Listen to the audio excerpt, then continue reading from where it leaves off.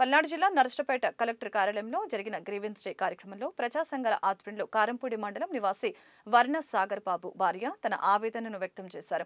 విద్యుత్ శాఖ అధికారుల నిర్లక్ష్యం కారణంగా తన భర్త వర్ణ సాగర్ బాబు వికలాంగుడయ్యారని, దీంతో కుటుంబం తీవ్ర ఇబ్బందులు ఎదుర్కొంటుందని తెలిపారు. సాగర్ బాబు కుటుంబం ఈ దీనావస్థలో ఉండి ఆసుపత్రుల చుట్టూ తిరుగుతూ ఉంటే అక్కడ ఉన్న విద్యుత్ అధికారులు, రెవెన్యూ యంత్రాంగం కేసు కాకుండా వాళ్ళ జాగ్రత్తలు పడ్డారు. దీనివల్ల పూర్తిగా సాగర్ బాబు కుటుంబం అనేది ఆ కుటుంబానికి పూర్తి అన్యాయం చేసింది విద్యుత్ అధికారులే.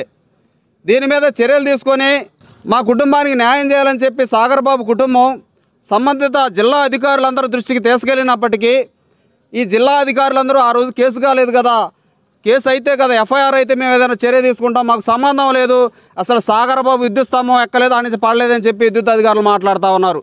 విద్యుత్ అధికారులకు ఏం సంబంధం లేదన్నట్టు మాట్లాడుతున్నారు. దీన్ని ప్రజా సంఘాలుగా మేము తీవ్రంగా ఖండిస్తున్నాం.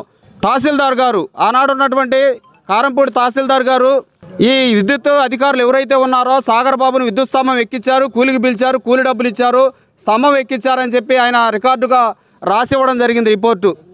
దీన్ని ఏమంటారు విద్యుత్ అధికారులు? అంతేకాకుండా ఇటీవల కాలం గ్రామ పెద్దలు కూడా విద్యుత్ అధికారులకు ఏం సంబంధం లేదని చెప్పి మాకు లెటర్ పెట్టారు. వాళ్ళందరూ దరిదాపు 16 మంది సంతకాలు చేశారని చెప్పి జిల్లా విద్యుత్ ఎస్సీ గారు మాట్లాడడం జరిగింది. అంటే మొత్తంగా కూడా సాగర్ బాబు కుటుంబానికి అన్యాయం చేయడానికి జిల్లా విద్యుత్ యంత్రాంగం కూడా పూనుకుంది. దీన్ని మేము ప్రజా సంఘాలుగా తీవ్రంగా ఖండిస్తున్నాం.